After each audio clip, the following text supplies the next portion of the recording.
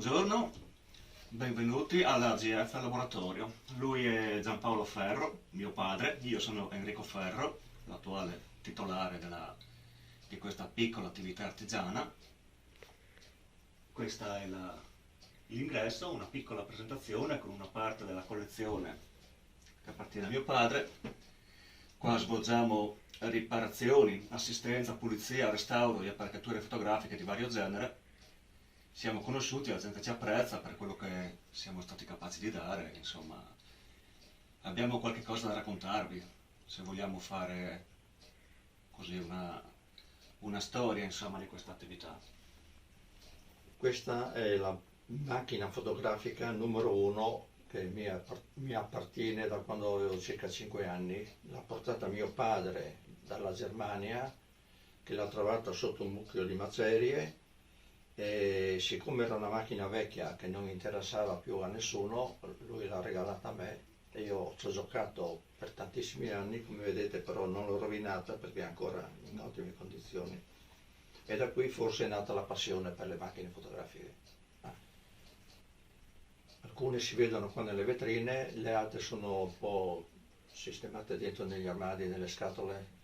L'ambiente qua è pieno di macchine fotografiche. E naturalmente le macchine, man mano che diventavano di mia proprietà, avevano bisogno di essere restaurate, riparate, ed è cominciata così la passione e la capacità di risolvere i problemi che avevano queste macchine. Dopo aver fatto 20 anni il lavoro di impiegato, ho deciso che mi sarei dedicato alla riparazione delle macchine fotografiche perché era una cosa che mi piaceva tantissimo e riuscivo a farlo anche bene. Non ho avuto difficoltà perché nel giro di pochi mesi mi sono trovato pieno di lavoro, perché tutti i clienti della regione e qualcuno anche di fuori regione mi avevano conosciuto. Oggi ci conoscono in tutta Italia e anche in parte all'estero. Questa vetrina espone macchine fotografiche italiane. In Italia abbiamo cominciato a metà 800 a produrre macchine fotografiche e la produzione è finita alla fine degli anni 50. Su questi ripiani sono raccolte macchine per marche diverse. Il piano superiore è dedicato tutto alla produzione delle macchine Ducati, la stessa ditta che oggi produce le motociclette. Faceva anche macchine fotografiche, faceva rasoi elettrici, questo è un rasoio elettrico, faceva condensatori, faceva radio, faceva addizionatrici. Qua sotto un sacco di nylon c'è anche un'addizionatrice Ducati. Faceva di tutto. Sistemi interfonici per comunicare da un ufficio all'altro. Passando al piano inferiore abbiamo un'altra marca importante italiana che è la Rectaflex, che è stata la prima reflex al mondo col pentaprisma ed è stata l'unica macchina reflex prodotta in Italia. Era una macchina di qualità molto buona e montava ottiche delle migliori marche prodotte a livello mondiale. In questo piano più basso abbiamo diverse marche di macchine fotografiche, tutte importanti, tra cui c'è per esempio questa macchina qui che è la Gammi 16, che è una macchina tascabile, molto piccola, molto bella, con caratteristiche molto particolari. È stata definita la più intelligente progettazione fotografica del mondo. Anche questo era un sistema fotografico, per cui oltre che alla macchina c'erano gli aggiuntivi ottici, qua ne vediamo due, uno lì e uno qua. C'era il sistema per lo sviluppo e la stampa dei negativi, più tutti gli accessori, lenti addizionali, filtri, eccetera. Questa è una macchina Yanua prodotta dalla San Giorgio di Genova, è una macchina abbastanza rara. Le produzioni italiane sono caratterizzate da numeri piccoli. non abbiamo costruito tantissimi pezzi, per cui sono macchine molto ricercate. Nel piano inferiore abbiamo un altro tipo di marca, tra cui abbiamo alcune macchine che si producevano in Friuli, a Pordenone. Questa per esempio è la Sonne, ed è una macchina copiata dalla Leica, costruita in maniera molto più semplice e per alcuni aspetti più intelligente della Leica, che era di ottima qualità ed aveva un buon mercato già all'epoca.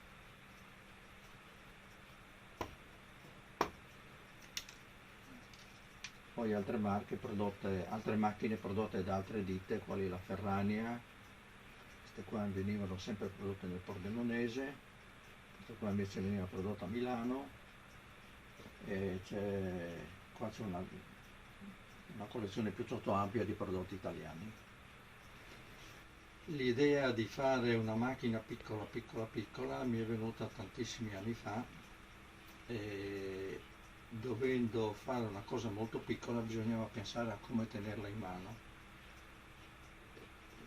La soluzione più semplice era fare un anello per poterla adaperare, ed è nata questa macchina ad anello.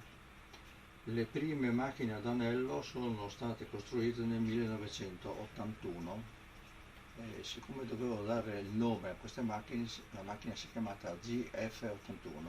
GF sono le mie iniziali, Giampaolo Ferro, 81 l'anno di costruzione. È nato come un gioco, però è diventata una macchina ricercata, è stata conosciuta un po' in tutto il mondo, e sono riuscito a costruirne e a vendere circa 130 pezzi. Sono state prodotte tutte in casa, dal primo all'ultimo pezzo, perché per fare piccole quantità non ci sono aziende che diano una mano a costruire i componenti, per cui ho dovuto fare tutto per conto mio. Dopo un po' di anni e dopo aver fatto alcune varianti, ho deciso di fare sempre ad anello una macchina più piccola, che io consideravo per uso femminile, che sarebbe poi questo tipo qua. Le tre macchine che sono esposte qui sono tre prototipi, per vedere anche dal punto di vista estetico la differenza. Questa è in lega leggera, questa è in ottone dorato, questa è in titanio. E la macchina si chiama GF85, ed è molto più semplice del modello precedente.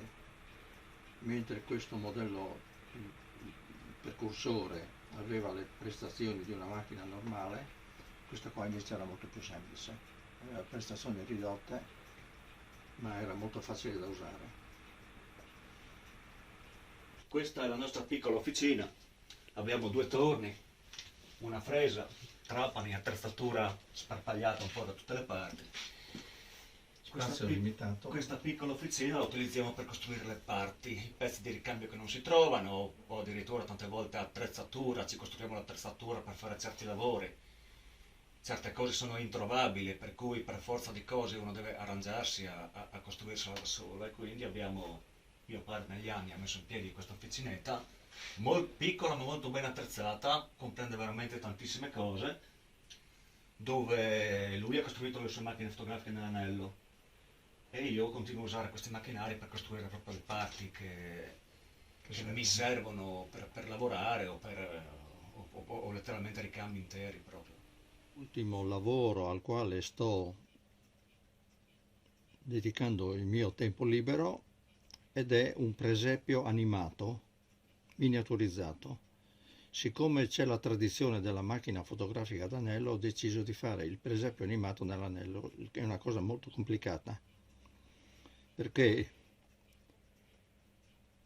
questo anello qui, che è una prova di fattibilità, è incompleto e non funziona neanche tanto bene, avrebbe bisogno di essere modificato, ma lo ricostruirò più piccolo, è composto da 150 elementi. Qua dentro ci sono 150 pezzi. E in più i pezzi sono azionati da una macchina di orologio da polso, per cui ci sono l'orologio che muove il tutto e 150 pezzi che devono andare in sincronismo per fare il funzionamento. Allora, questi sono Giuseppe e Maria che partono da Nazareth per andare a Betlemme per farsi censire. Allora, partono, girano lentamente, dopo vi spiegherò anche tutte le caratteristiche. Ecco, quando arrivano in corrispondenza della grotta, gli si abbassa, questa qua è la stella cometa che si alza e contemporaneamente alla stella cometa partono i re magi che sono qua.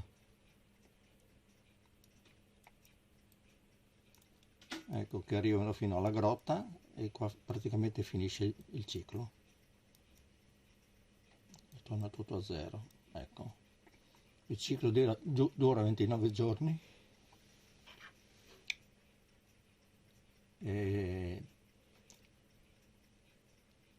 le figure si muovono di giorno, stanno ferme di notte. L'idea di fare queste cose piccole è in funzione della voglia di miniaturizzare gli oggetti, perché cose di dimensioni normali o grandi sono relativamente semplici, ma le cose piccole richiedono un impegno maggiore, la capacità e la manualità, che sono cose molto molto particolari. Mi sono ispirato alla tecnica degli orologi, che nell'orologeria ci sono dei meccanismi che sono unici nel loro genere.